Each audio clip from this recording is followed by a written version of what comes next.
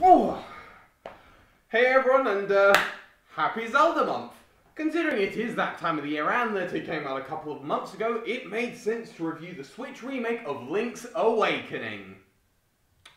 Or, whatever you decide to call him.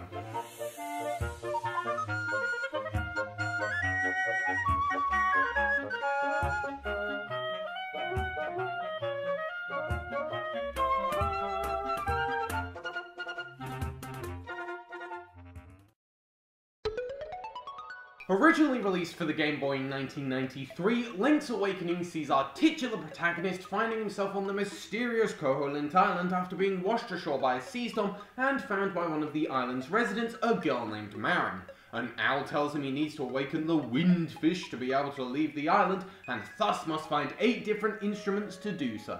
So as you can probably tell, this game is much lighter on the story than what most modern games will be used to from the Zelda series, despite a Professor Layton-esque twist near the end. Not that there's anything wrong with that, the characters are very charming, and if you put on the different voices for them, you'll have quite a bit of fun.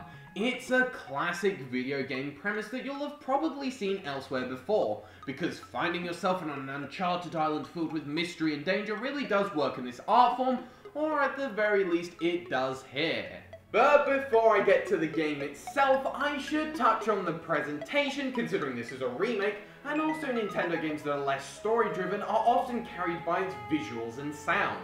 And the game does excel on that front. The art style is suitably simple yet full of personality, with bright colours and cutesy character designs that really fit the chirpy atmosphere.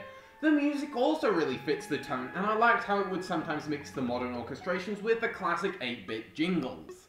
The occasional retro blip in the soundtrack might be a reminder that this is an updated game from the 90s in the presentation front, but when it comes to the actual gameplay, it's very apparent. Exploration is the name of the game as you navigate the island and its many maze-like dungeons where you'll have to complete tasks that, being completely honest, aren't always 100% clear. I played through a good chunk of Link's Awakening twice, both my first time and when I was capturing footage for this review. And upon knowing what I was doing, I sped through this game. At one point, I managed to complete an entire dungeon and then get to the next one within the space of just 20 minutes. This wasn't just because I knew what I was doing, but when you don't, it is very easy to get lost. Now this is a tricky thing to discuss because there are times when it's possibly the player's fault for not just trying something out, but actually I'll take you through a section of the game to hopefully try and explain my point. Okay, so early on in the game you have to make your way through the mysterious forest to find the key to the first dungeon. This raccoon is halting your progress upwards, so you need to go through this cave and pick up a mushroom. These rocks are in your way, and all you need to do is push them out of your way. But I didn't know you could push them until I looked up a guide after a good 10 minutes of frustrated searching. I'll admit maybe that's my fault for not just trying, and maybe 90s gamers were more in tune to try something like that out, but regardless, there's quite a few things that the game doesn't tell you that can really halt your progress, and it can be frustrating. But anyway, you take the mushroom to a witch outside of the forest, she turns it into magic powder, you throw the powder on the raccoon, which turns out to be Marin's dad, Taran, who had just eaten a magic mushroom. Probably the same kind Mario has. So then you go up and fetch the key from the chest, and the owl tells you to hurry to the dungeon. Now, earlier, the owl specified that the dungeon was south of the village. But remember, I got lost for a long while, and considering that there's a path right ahead of me, my instinct tells me to go upwards to the new area, queue another good while before I return to IGN to find out where to go. There's also this kind of fetch quest interwoven throughout the game where you have to trade something with one person, get a usually pretty crap reward like a ribbon or a stick that can be traded with someone else. So there might be a part where you're stuck in one area and the solution is to go somewhere else to catch up with whatever item you need to continue. See, it's the little things like that that can really halt progression.